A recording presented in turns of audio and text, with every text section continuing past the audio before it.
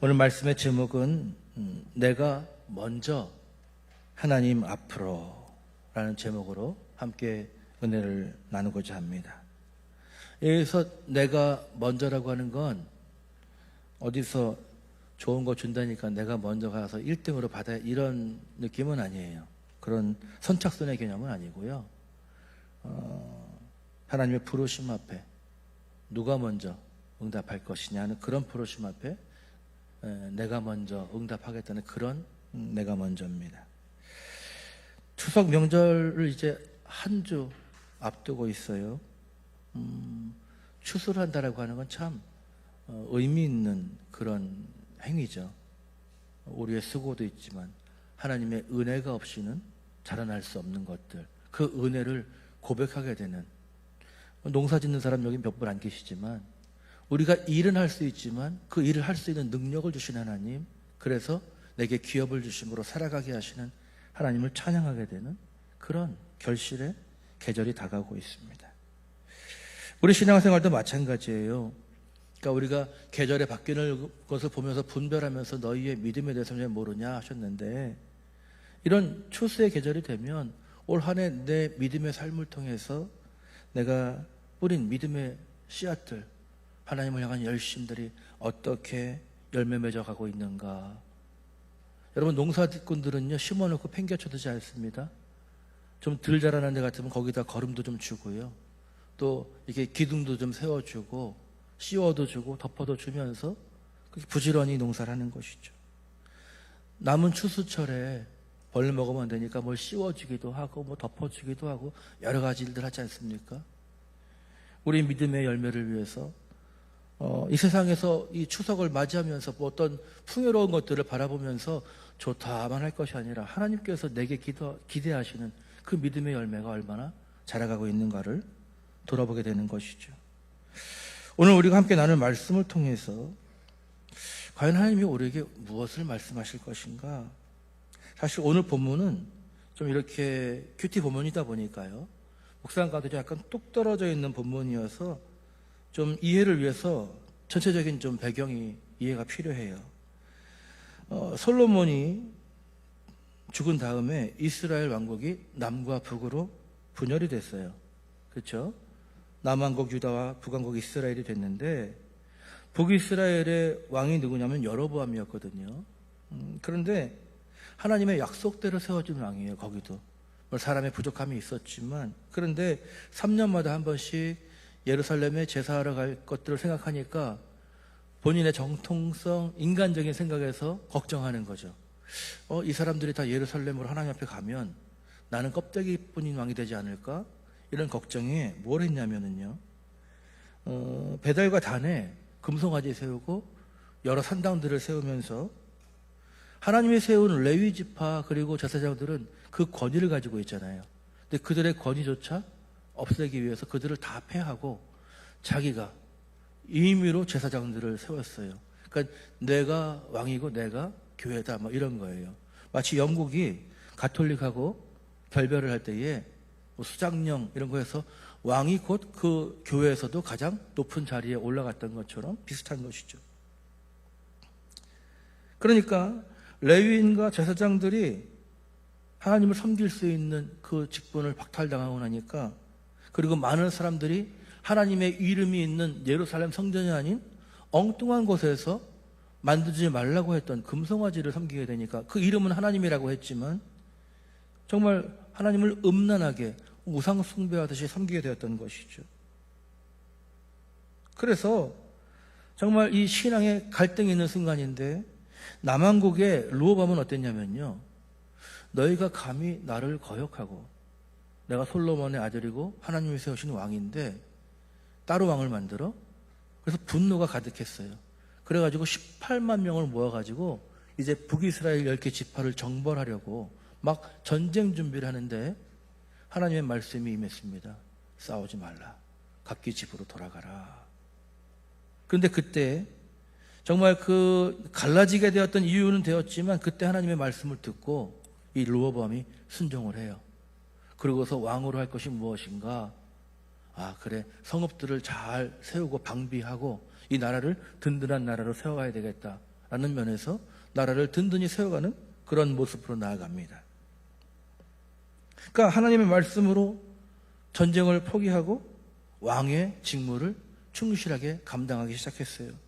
이런 상황 속에서 북이스라엘의 신앙인들은 중대한 기로에 섰는데 무엇이냐면 먹고 살기 위해서 우상을 따르면 이 땅에 남아있을 것이냐, 아니면 이것을 버리고 모든 것을 버리고 하나님을 예배하는 참된 예배자로 예루살렘으로 향할 것이냐. 예, 고민 속에 있었어요. 그들이 그런 고민 가운데 결단한 것은 무엇이냐면 그 중에 특별히 레위 지파가 내가 먼저 하나님 앞으로 가야 되겠다. 나는 하나님께 가야 되겠다. 이런 마음으로 예루살렘을 향하게 됩니다. 환경이 아닌 뭘 따르겠다는 거예요? 하나님을 따라야 되겠다. 상황을 넘어서서 하나님 따르는 신앙에 내 인생을 걸어야 되겠다. 이런 믿음의 결단이 있었고 그 결단이 마음으로만이 아니라 그들의 발걸음을 예루살렘으로 향하게 했습니다. 여러분, 여러 가지 신앙의 결단의 모양들이 있지만 때로 신앙의 결단은 버림으로 증명이 돼요. 버림. 13절로 14절 한번 같이 볼까요? 다 같이 읽겠습니다. 이스라엘 온 땅의 레위 사람들과 제사장들이 자기들의 지역과 목장을 버리고 유다와 예루살렘으로 돌아왔으니 여호와보암과 그의 아들들이 그들을 쫓아내어 여호와께 제사장의 직분을 행하지 못하게 하고, 이렇게 돼 있어요. 이들이 지역과 목장을 버렸다라고 할 때 정말 자기 고향과도 마찬가지고요. 그 지역이라는 건 뭐냐면 이들이 예루살렘에 들어갔을 때 땅을 정복했기 때문에 지파마다 다 배분을 해줬잖아요. 나눠준 거예요. 그리고 그 경계를 함부로 움직이면 혼난다고 그랬어요. 그러니까 우리 지파에게 고유의 영역으로 주신 땅이고, 그리고 거기서 목장이라고 하는 것은 자신들의 기업이에요. 그걸 통해서 먹고 사는 일인 것이죠. 그런데 레위인들은 원래는 자기들의 기업이 없어요. 그런데 각 지파마다 흩어져서 그들에게 주라고 한 땅을 줘서 거기 머물러 살면서 그 각 지파마다 있는 성에서 뭐예요? 그들을 거룩하게 하는 일을 감당하는 하나님의 사람들로 흩어놓았던 것이거든요. 그런데 조상대대로 물려받은 소중한 생계 수단,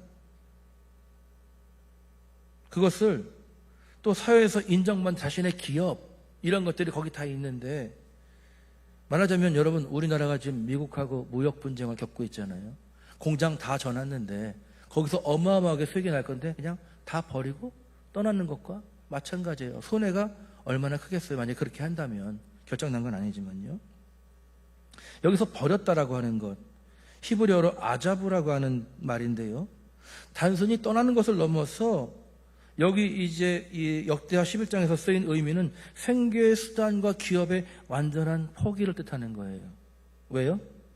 신앙의 결단을 위해서, 내가 믿음의 결단을 위해서 물질적 희생을 기꺼이 감수하겠다는 그 결단이 바로 이 아자부라고 하는 것입니다.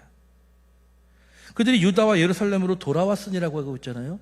이거는 돌아왔다라는 건 원래 있을 곳으로 돌아왔다는 것인데 자신들의 땅은 아니에요. 근데 예루살렘으로 돌아왔다는 건 뭐냐면 여호와께 영적으로 배교하던 자리가 아니라 하나님 앞에 예배하는 참된 예배자로서 돌아왔다는 거예요. 무엇을 버리고? 자신의 땅, 자신의 기업, 이 세상을 살아갈 물질적인 능력을 내려놓고 영적인 결단을 가지고 나아갔다는 것이죠. 이런 떠남의 결단, 버림의 결단은 믿음의 조상이라고 하는 아브라함에게서도 우리가 발견할 수 있죠. 창세기 12장 1절에 보면 너는 너의 고향과 친척과 아버지 집을 떠나라 라고 말씀하셨을 때에 그 명령 앞에 아브라함은 모든 것을 버리고 갈 바를 알지 못했지만, 그러나 하나님 말씀에 순종하기 위해서, 다시 말하면 하나님께 참된 예배자의 삶을 살기 위해서 안정된 모든 것을 버리고 약속의 땅을 향해서 떠났어요. 그리고 마침내 어떻게 됐습니까? 믿음의 조상이 되었고, 믿음의 조상인데 그냥 조용히 존재감 없는 조상이 아니라 하나님이 그 믿음을 위주로 나갔을 때 그의 삶에 허락된 엄청나게 놀라운 약속과 복들을 우리가 알고 있지 않습니까? 여러분, 여론조사를 해봤더니 우리나라 사람들의 74%가 인생의 가장 중요한 가치 우선순위를 경제적 안정, 여기에다 최우선을 두고 산다고 합니다. 경제적으로 안정되는 것이 내 인생의 목표기도 하고 그것이 가장 중요하다고 생각하는 거예요. 그러나 오늘 이 레위인들은 먹고 사는 것이 중요하다 생각하지 않았어요. 먹고 사는 것이 중요한 게 아니라 그 마음을 정확히는 모르지만 오늘 죽어도 나는 하나님을 예배하는 자로 나아갈 것이다. 모든 것을 다 잃어버린다 할지라도 하나님만은 잃어버리지 않겠다. 신앙의 순수성을 선택했던 것이죠. 나치 시대에, 독일 나치 시대에 디트리히 본 회퍼 목사님이라고 하는 신학자들이 가장 많이 인용하고 존경하는 그 젊은 나이에 생을 마감했던 목사님이 있어요. 이분은 원래 미국에서 교수였어요. 그런데 나치가 그 자기의 민족과 나라를 그렇게 이끌어가는 것을 보면서 교수직을 포기하고 독일로 돌아가서 히틀러에 맞서기 시작해요. 지하 조직을 만들어서 그 히틀러를 무너뜨리기 위한 그런 일들의 실질적인 일들에 참여를 합니다. 결국은 죽었죠. 죽임을 당했어요. 그의 책에서 그는 얘기하고 있습니다. 값싼 은혜가 아니라 값비싼 은혜. 이미 지나간 내용은 자막에서 좀 빼주시기 바랍니다. 값싼 은혜가 아니라 값비싼 은혜를 위해서 모든 것을 내버렸다는 거예요. 값싼 은혜가 뭐예요? 내 눈에 보이는 것, 내 손에 잡히는 것, 잠시 있다 사라질 것, 영원하지 않은 것들은 다 값싼 것들입니다. 물론 그것이 있어야 살아가지만, 그러나 우리가 정말 붙들어야 될 것은 뭐냐? 값비싼 은혜, 내 영혼을 구원하신 예수 그리스도의 십자가, 내 영혼을 살리고 영원한 생명을 주시는 그 은혜를 위해서 값싼 것을 기꺼이 버릴 수 있는 결단이 있었던 것이죠. 레위인들의 결단이 바로 이런 믿음의 결단이었던 거예요. 그래서 누구한테 구차하게 설명하지 않았어요. 그냥 내가 먼저 하나님의 뜻을 따라가기로 결단하고 바로 행동으로 옮겼던 것이죠. 우리 기독교 역사 가운데 4세기의 교부 요한 크리소스톰은 이렇게 말했습니다. 하나님을 위해서 무언가를 포기하는 것은 손실이 아니라 뭐예요? 투자다. 투자. 땅의 것을 버리고 하늘의 것을 얻는 가장 지혜로운 거래이다. 인간적인 용어로 표현해놨지만 이 말을 여러분 긍정하십니까? 동의하십니까? 예, 감사합니다. 목사님 감사해요. 분위기를 올려주시네. 하나님을 위해서 무언가 포기하는 것은요, 말하자면 말씀에 의지해서 믿음의 선택을 위해서 포기하는 것은 손실이 아니라는 거예요. 무언가 바라고 하는 건 아니지만 그러나 하나님이 그 믿음의 결단을 결코 버려두는 분이 아니라는 것이죠. 땅의 것을 버리고 하늘의 것을 얻는 가장 지혜로운 거래다. 예수님께서도 마태복음 19장 29절에 이렇게 말씀하셨어요. 약속하셨습니다. 뭐냐면 내 이름을 위하여, 다 같이 읽겠습니다. 시작. 내 이름을 위하여 집이나 형제나 자매나 부모나 자식이나 전토를 벌인 자마다 여러 배를 받고 또 영생을 상속하리라. 아멘. 세상에서는 욕먹기 딱 좋은 말씀이에요. 부모 버리고 형제자매 외면하고 자기 일하던 자리 다 버리고 집도 버리고 말이 되나요? 가장으로서 자녀들이 있는데 그 의무를 버리고 하나님 따라간다고 욕먹기 딱 좋은 얘기죠. 그런데 이 말씀이 주는 것은 무엇입니까? 하나님을 위해서 무언가 포기하는 것은 결코 손해가 아니라는 그 확신을 주시는 하나님의 약속의 말씀이 아닙니까? 너희가 날 위해서 버리면 버려서 거지되게 두는 게 아니라 그 버림에 나를 위한 순종의 그 헌신의 믿음을 통해서 내가 역사할 것이다. 할렐루야. 그런 약속의 말씀인 것이잖아요. 이런 믿음의 결단을 가지고 버림의 자리에 나가는 그런 신앙의 본을 세우는 일을 통해서 믿음의 공동체는 세워져 가는 거예요. 신앙의 본이 이 공동체를 건강하게 세워줍니다. 15절로 16절 말씀 함께 보겠습니다. 시작. 여로보암이 여러 산당과 수렴소 우상과 자기가 만든 송아지 우상을 위하여 친히 제사장들을 세움이라. 이스라엘 모든 지파 중에서 마음을 청하여 이스라엘의 하나님 여호와를 찾는 자들이 레위 사람들을 따라 예루살렘에 이르러 그들의 조상들의 하나님 여호와께 제사하고자 한지라. 이들이 갔던 이유 중에 가장 중요한 것은 하나님께 예배하기 위함인 것이죠. 르호보암, 여로보암 좀 헷갈리죠. 저도 많이 헷갈렸어요. 그런데 여로보암은 여러 사람들이 세워서 여로보암이에요. 10지파가. 예, 그래서 여로보암이고 솔로몬의 아들은 르호보암이죠. 여로보암이 하나님을 버리고 스스로 제사장을 세울 때 이 레위인들은 그 일을 잃어버렸어요. 그러나 그냥 수동적으로 하나님 섬기지 않는 것을 거부한 것에 그친 것이 아니라 적극적으로 하나님을 찾는 삶을 선택합니다. 하나님을 찾는 자로 나아가는 것이죠. 하나님을 잃어버린 그 우상숭배의 땅 가운데서 하나님을 찾는 자가 되는 것, 이 찾는다라는 것이 히브리어로 바카시라고 하는 거예요. 바카스 아니에요. 바카시. 이것은 단순히 구하는 것을 넘어서 전심으로 지속적으로 열심히 추구한다라는 뜻이에요. 그러니까 한 번의 감정이나 뜨거움이 아니라 내 일생을 통해서 내 온 인생을 걸고 하나님을 찾고 전심으로 하나님께 나아가고 그것을 추구하는 삶으로, 그러니까 그 기업과 땅을 버리고 예루살렘으로 향할 수 있었던 거예요. 왜? 여기는 하나님이 안 계셔. 왜냐하면 여기서 믿는 이 종교에는 하나님이 아니라 헛된 것들이 자리 잡고 있기 때문에 참된 하나님을 제사하는 하나님의 이름이 있는 그 예루살렘 성전으로 향했던 것이죠. 그런데 더욱 놀라운 것은 무엇이냐면요, 그들의 결단이 다른 사람들에게 미친 영향력이에요.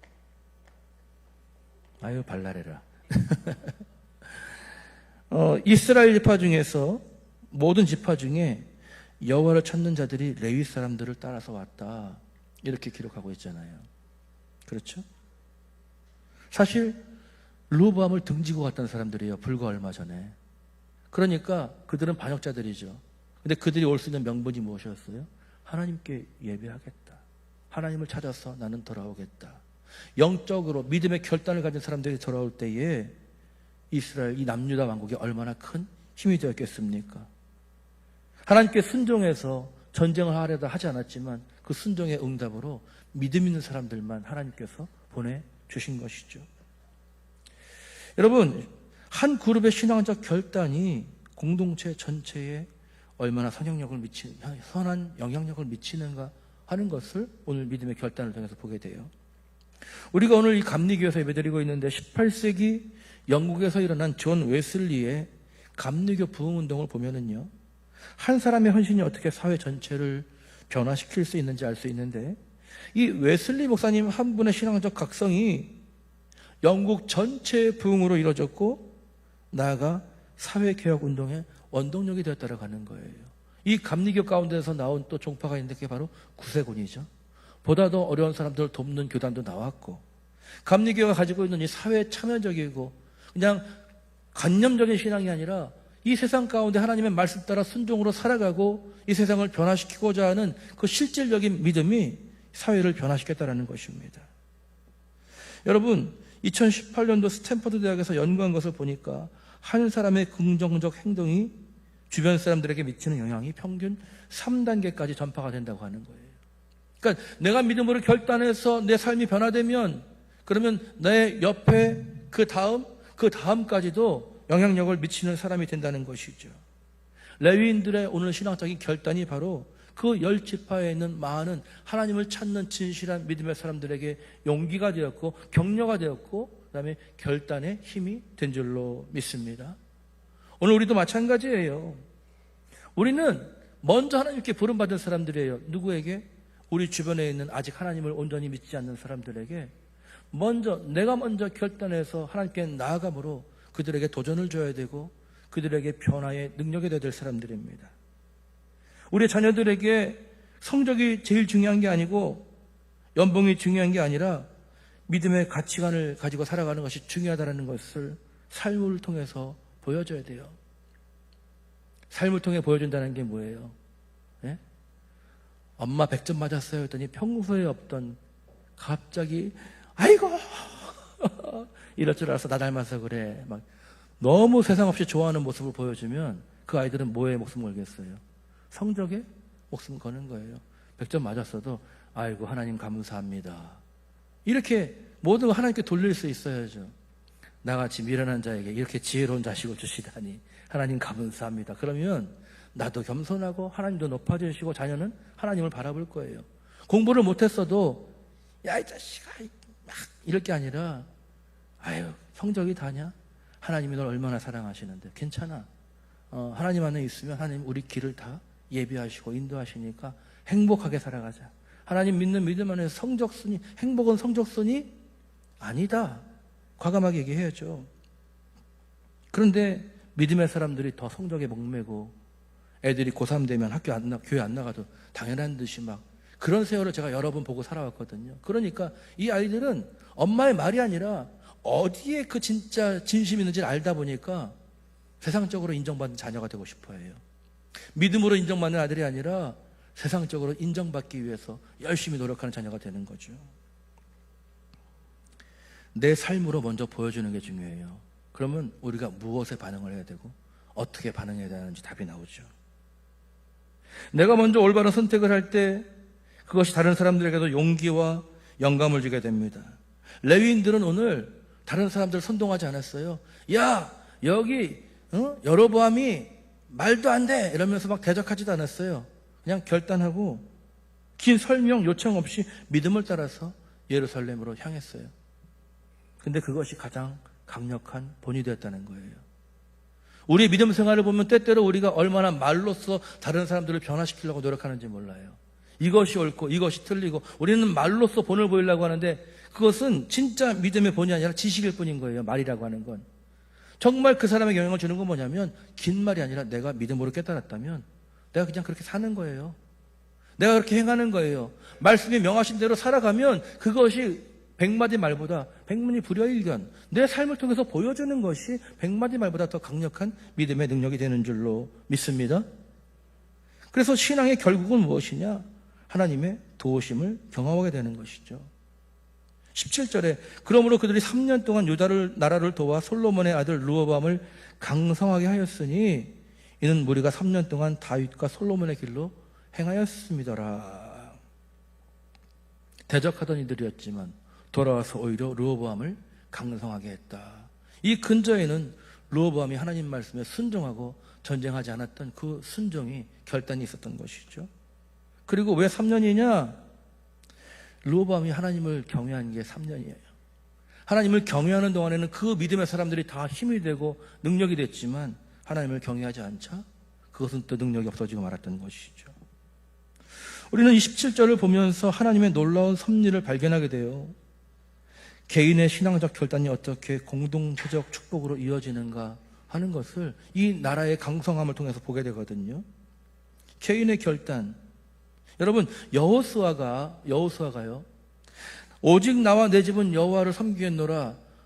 자기 한 사람의 결단이었어요. 너희는 뭐라고 그랬냐면 너희가 섬길 신을 이 강 저편에 있던 것이든지 이쪽에 있던 것이든지 너희가 섬기기 좋은 것을 섬겨. 그러나 나는 뭐예요? 나는 오직 나와 내 집은 여호와만 섬기겠다라고 했을 때 온 이스라엘 백성들이 우리도 하나님만 섬기겠습니다 라고 결단하고 돌아오는 역사가 일어났었습니다.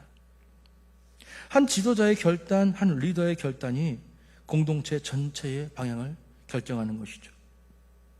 목사의 헌신이 그 교회의 방향을 결정하는 것처럼 가정에서 여러분들의 결정이 여러분의 가정을 어떤 방향으로 나갈 것인지 인도하게 될 것입니다. 레위인들과 신실한 백성들이 예루살렘에 온 후에 정말 나라는 강성해졌어요. 이것은 우연이 아니라 믿음에 목숨 걸고 모든 것을 버리고 온 그들에게 하나님께서 강성함으로 축복해 주신 결과인 줄 믿습니다. 신학자 칼 바르트라고 이분 또한 많은 신학자들이 가장 먼저 언급하는 분인데 이렇게 얘기했어요. 개인의 신앙적 결단은 결코 개인에게만 머물지 않는다. 그것은 반드시 공동체적 차원으로 확장되어 하나님 나라의 확장에 기여한다라고 선언을 했습니다. 어디서 왔겠어요? 바로 오늘 역대하 말씀을 통해서 왔겠죠. 한 사람이 개인의 신앙 결단으로 나갈 때 그것이 거기만 머무르는 것이 아니라 반드시 공동체적 차원의 확장이 되어서 하나님 나라 확장에 기여하게 된다. 다시 말하면 여러분 한 사람 한 사람, 우리는 전체를 얘기할 때가 많아요. 우리 교회가 이렇게 얘기하지만 그게 아니라 하나님의 관점은 여러분 한 사람이, 나 한 사람이 믿음으로 결단하고 반응하면 우리 공동체가 하나님의 나라가 더 확장된다라고 하는 그런 진리인 줄로 믿습니다. 할렐루야. 그러니까 우리는 여럿이 가는 것을 바라보면서 나는 힘이 약해 어쩔 수 없어라고 하지만 오늘 레위인들은 그러지 않았다는 거예요. 잘못된 나라 가운데서 믿음을 향해서 그들이 떠날 때에 많은 사람들이 악한 자리에서 떠나 하나님의 부흥을 경험하는 놀라운 역사를 보게 됩니다. 고향과 기업에서 떠나며 물질적 손실을 기꺼이 감수했지만 하나님은 그들을 통해서 더 큰 축복을 베풀어 주셨어요. 자료를 찾다 보니까 시인 로버트 프로스트라는 사람이 있어요. 그가 숲길을 가면서 갈림길에서 했던 그 시가 있는데 그는 사람들이 적게 가는 길을 택했고 그것이 모든 차이를 만들었다라고 시에 적고 있습니다. 사람들이 많이 가는 길이 좋은 길 같지만 본인은 그 숲속에 많이 가지 않아서 자국이 나지 않은 그 길을 택했는데 그것이 모든 차이를 만들었다라는 거는 무엇입니까? 그 이후에 본인이 얻게 된 그 모든 결과들은 그 선택으로 인한 것인데 사람들이 많이 가는 길보다 선택했던 그 길로 인해서 그 선택으로 인해서 그 이후에 모든 것은 차이를 드러낸다는 거예요. 여러분, 우리가 지금 이 세상 가운데에서 이 세상의 물질을 왕으로 섬기라고 그러고 세상에 있는 모든 것들 관계가 너의 그런 것들이 자산이고 그런 것을 하나님처럼 섬기게 의지하게 만드는 세상 가운데서 아니 나는 오직 하나님만이 나의 주인이시라고 나가면 세상 사람들은 좀 미쳤다고도 하고 바보 같다고도 하고 너무 빠졌다라고도 얘기를 하죠. 그런데 정말 여러분 우리가 믿음에 너무 빠졌다라는 얘기 한번 좀 들어봐야 되는 거 아닙니까? 하나님의 말씀에 생명을 보고 살아가는 사람들이라면 저 사람은 정말 교회 그러니까 저 사람은 너무 이기적이야 이런 게 아니라 저 사람은 너무 자기밖에 몰라 그게 아니라 저 사람은 너무 하나님을 열심히 섬겨. 교회라면 예배라면 정말 저 사람은 우선순위가 거기 있어. 이런 얘기는 좀 우리가 들어봐야 되는 거 아니에요?